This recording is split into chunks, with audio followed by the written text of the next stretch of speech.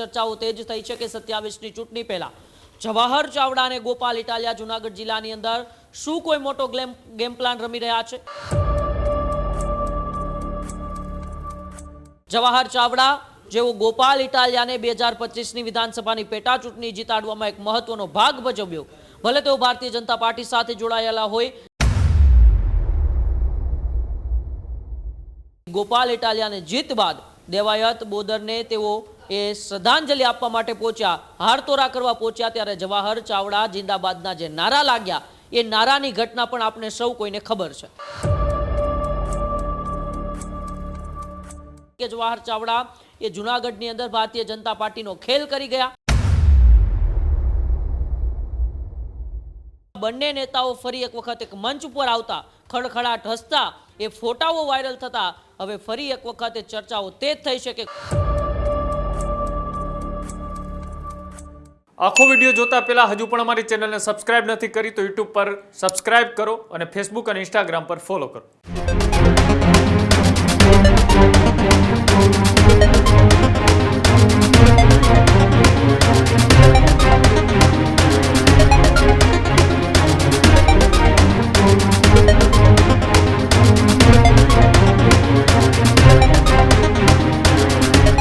જ્યારે વિસાવદર વિધાનસભાની પેટા ચૂંટણી સમયે ખૂબ ચર્ચામાં રહેલો ચહેરો જવાહર ચાવડા હવે ભાજપનો મોટો ખેલ પાડવાની તૈયારીમાં દેખાઈ રહ્યા છે। ગોપાલ ઇટાલિયા અને જવાહર ચાવડા ફરી એક મંચ પર વિસાવદર તાલુકાના સુભાવડલા ગામે બંને નેતાઓ આવ્યા એક મંચ પર। મૂર્તિમાં અમરમાના નવનિર્મિત મંદિરનું ખાતમુહૂર્ત છે તે કાર્યક્રમની અંદર તેઓ સાથે દેખાયા હતા। અનેક ચર્ચાઓ વચ્ચે બંને નેતાઓ એક મંચ પર દેખાયા। વિસાવદરની પેટા ચૂંટણી અને સ્થાનિક સ્વરાજની ચૂંટણીમાં પણ તેમનું નામ ખૂબ ચર્ચાઓમાં રહ્યું હતું। ચર્ચાઓ વચ્ચે હવે જવાહર ચાવડા ભાજપનો ખેલ પાડે તેવી ચર્ચાઓ ચાલી રહી છે। વિસાવદર વિધાનસભાની પેટા ચૂંટણી પૂર્ણ થયા બાદ સૌથી વધારે ચર્ચા જે કોઈની થઈ રહી હતી એ નામ હતું જવાહર ચાવડા। જવાહર ચાવડા ગોપાલ ઇટાલિયાની જીત પાછળનો કિંગમેકર ચહેરો હવે તે ખુલીને બહાર આવ્યા છે અને સાથે જ ગોપાલ ઇટાલિયા અને જવાહર ચાવડા એક મંચ ઉપર એકબીજાની સાથે દેખાઈ રહ્યા છે। આ તસવીરે ઘણું બધું કહી જાય છે। જૂનાગઢની અંદર રાજકારણની અંદર ફરી એક વખત નવા જૂની થાય તેવા સંકેતો આ ચિત્ર સ્પષ્ટ કરી રહ્યું છે। ઉમંગ મારી સાથે જોડાયેલા છે। ઉમંગ, જે રીતના એ વિસાવદરની પેટા ચૂંટણી પૂરી થયા બાદનો કિંગમેકર ચહેરો જે અત્યાર સુધી ક્યાંક ને ક્યાંક એ ચર્ચાઓમાં હતા પણ ખુલીને બહાર નહોતા, હવે જવાહર ચાવડા અને ગોપાલ ઇટાલિયા એક મંચ પર શું આ 27નું ગણિત બગાડવા અથવા તો 27ની તૈયારી માટેનું આ ચિત્ર કહી શકાય?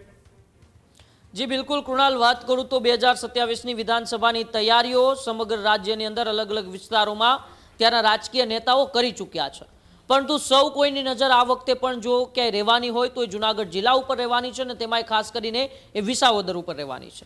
અને વિસાવદરની જ્યારથી 2025ની પેટા ચૂંટણી પૂરી થઈ ત્યારથી બે નામ એવા ચર્ચામાં છે જે બે નામ હંમેશા જૂનાગઢની રાજનીતિમાં ભૂકંપ લાવે છે। એક છે જવાહર ચાવડા અને બીજું છે ગોપાલ ઇટાલિયા।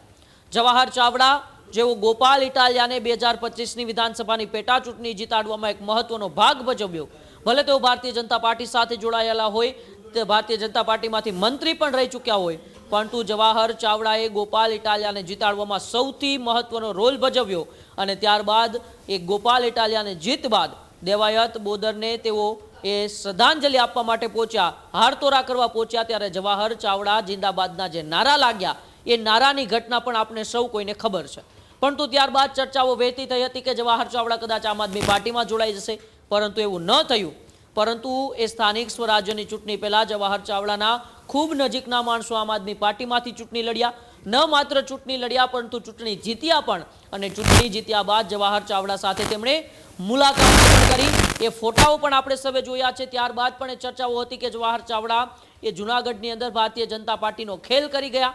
પરંતુ આ બધા વચ્ચે જ્યારે સ્થાનિક સ્વરાજ્યની ચૂંટણીઓ પણ પૂર્ણ થઈ ગઈ છે, જૂનાગઢ જિલ્લાની અંદર આમ આદમી પાર્ટીનું પ્રદર્શન પણ સારું રહ્યું છે, ત્યારે એ જ વિસાવદર જ્યાં કિંગ મેકરની ભૂમિકા જવાહર ચાવડાએ ભજવી હતી, એ વિસાવદર તાલુકાનું સુભાવડલા ગામ જ્યાં અમરમાની જે મંદિર બની રહ્યું છે, મંદિરની જે ખાતમુહૂર્ત હતું, એ ખાતમુહૂર્ત કાર્યક્રમની અંદર જવાહર ચાવડા હાજર હતા।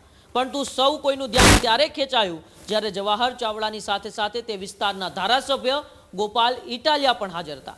એક મંચ ઉપર એક વખત બંને નેતાઓ આવતા હવે ચર્ચાઓ તેજ થઈ છે કે 27ની ચૂંટણી પહેલા જવાહર ચાવડા અને ગોપાલ ઇટાલિયા જુનાગઢ જિલ્લાની અંદર શું કોઈ મોટો ગેમ પ્લાન રમી રહ્યા છે?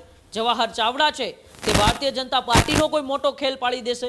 કારણ કે જવાહર ચાવડાને એ ભારતીય જનતા પાર્ટીના જ જિલ્લાના અનેક નેતાઓ સાથે આંતરિક વિખવાદ છે ચરમસીમાએ ઘણી વખત ખુલીને પણ આવી ચૂક્યો છે. જવાહર ચાવડા પણ પ્રતિક્રિયા આપી ચૂક્યા છે. અન્ય ભારતીય જનતા પાર્ટીના નેતાઓ પણ જવાહર ચાવડા વિરુદ્ધ એ પ્રતિક્રિયાઓ આપી ચૂક્યા છે. અને આ બધા વચ્ચે જવાહર ચાવડાની શું તાકાત છે જુનાગઢ જિલ્લાની અંદર એ 2025ની વિસાવદર વિધાનસભાની પેટા ચૂંટણીમાં સૌ કોઈ જોઈ લીધી છે.